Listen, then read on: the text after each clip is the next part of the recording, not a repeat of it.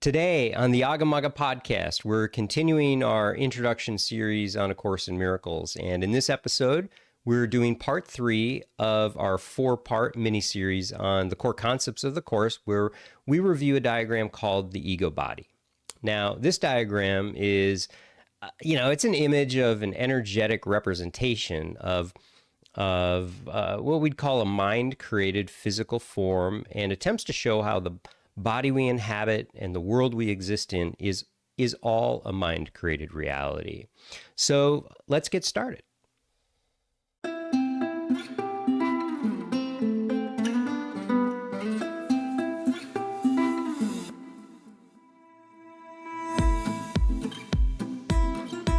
So before we get started on the third diagram, which is just called the ego body, it's really just kind of a picture. I wanted to bring another visual diagram, and we've been talking about how everything exists within the mind of God, and that there's really no separate thing. We talked about what is eternity or infinity, and that it was all contained within that circle, right? So I had this idea of sharing with you, just to have a different kind of visual aid. One of these Russian dolls. I don't know if you're familiar with these, but you could think of this outer doll as God. Like that's all there is the mind of God. And then as you open it up, we would have within the mind of God exists the Christ, the sonship, which is what we are. Okay. And then within the mind of the Christ, or within the Christ consciousness, it extends of itself and creates like itself. And these are what the Course refers to as our true creations. Okay. And of course, the true creations, because everything that God is, God extends to the Christ. Everything that we are extends to our creations. Our creations then continue to create. And this is the extension of the kingdom to essentially infinity. Another diagram, or another thing that I'd like to present, or you can just look it up, but it is about fractals, right? And hologram. So what is a hologram? A holographic image is where in every pixel, the entire picture is. And so this larger picture, if you cut it in half, it is still a whole picture. You can continue to divide it and cut it into infinity, and you will always have the whole picture. And and in some ways, I don't want to get too far off there, but in some ways, we look at our body, the physical body that we are experiencing ourselves, and the different aspects of it, like our DNA, right? So it's the same DNA strand in every cell. And now that they're finding is that the DNA is actually luminous in a way. So there's one kind of out there idea that really what we are is that what we're perceiving is the energetic frequency or vibration of the DNA that is representing the entire structure that we are, right? So every cell has the same DNA strand, and so in a sense, it's holographic. So that's probably a good segue to take a look at this last diagram that we have to show today for our part 3 in our series. And that is, I just found this image out on the internet. I was like, okay, let me see something that, has the energetic body. And when I look at this image, I look at the kind of string of, it's actually like zodiac. Those are like stars in zodiac. But really what I like to think of that is just as mind, as consciousness, as it's floating and flowing. And really, when this idea, so I'll just tell this kind of like little story, an example. This is not what the Course is saying, but this is one way that I look at how do we share or communicate these ideas. So you could think of it as that, all there is mind. And in order to create this illusion, we had to think up a something to wall ourselves off from reality, something to possibly enter into. All of these ideas are very imprecise, but they're just pointing towards kind of what is the nature of the reality that we're experiencing.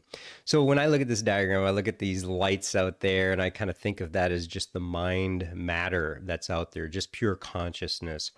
And what's interesting in this diagram is that you see that there's these sacred geometric shapes, right?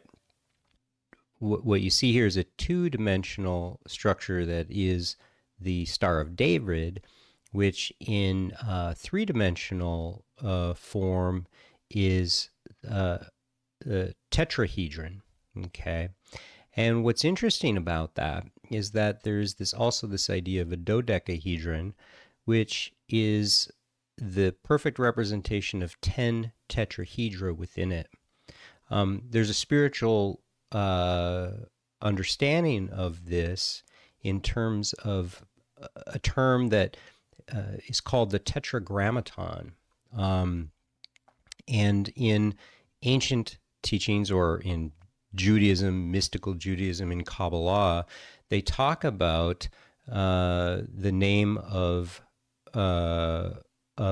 God, and he's considered the tetragrammaton. Okay. So these sacred geometric shapes are interesting, they're relevant, and I would say it's just a beautiful way of thinking about the creation of the universe and our relationship as we exist within God, as we exist within a dodecahedron, the perfect platonic solid shape. And so within that, energetically, then we see, these concept of the chakras, the seven major chakras of the physical body, and we also see the energetic lines. These are drawn as the flower of life patterns within that center, but they also represent, in yogic tradition or Hindu tradition, what are called the nadis, or the energetic channels. So all of this is like an energetic form or structure. This idea of this thing that then consciousness can enter into, right? So we created a vehicle, we get into it, and not fully, just an aspect of the separated self, the self that, the small s self that doesn't have full realization of who and what it is. So anyway, I thought this would be a good diagram to just get a better understanding of when we talk about the Course, or when we think about the body, to realize that the body is not who we are. It is not what we are. It is a mind created, you could think of it as a vehicle that we've created to enter into. And, at death, we lay it aside, and we don't even have to wait until death to lay it aside. One other thing I wanted to just share, it's a little personal experience, but there are many times I've had various experiences with beings, what I would call angelic beings. It's really hard to be precise about what this is. But, when we have visionary experiences, when we have experiences outside of this reality, many times, these experiences are processed or interpreted, through our filters, right? We understand things based on our current understanding of reality and experience of reality. And so, there was a time previously where I would experience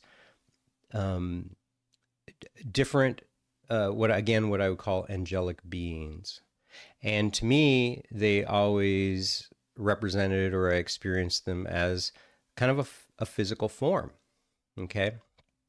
But it's like when you know somebody or meet somebody, you know how they are energetically, and you recognize someone, you recognize their personality. You wouldn't even have to see them. You can almost feel them sometimes. So then many years later, I was having this experience where um, I had a visionary experience where there was just this flowing, energetic field, right?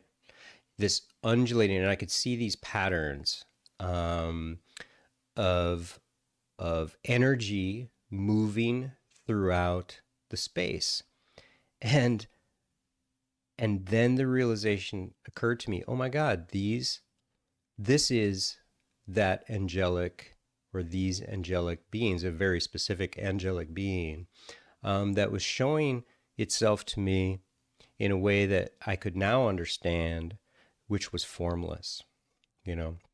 So, um, and I don't know why I share that. I just share that to let you know that while we're here in this body, in these bodies, in this world, in this realm, and we're in this state of perception, um, you know, we perceive things as separate, solid, physical structures. And then there is the opportunity to have a different experience where really there's just an infinite energy with its own personality um, that actually intermingles and flows and is really one with there, where one being, there is no beginning and end to a being. All beings kind of interrelate, and their energy fields and everything flows together. Thank you for being with us today for part 3 of our 4-part series, and I look forward to you joining us in part 4. We hope this episode gives you inspiration to continue your reawakening journey. Please like this podcast so it can reach others, and leave us a comment or question. And until next time, may you continue to be blessed by life, and may you experience the peace, joy, and love which sustains you. Remember, you're exactly where you need to be. The teacher is within you. Your life is your path, and teach only love, for that is what you are.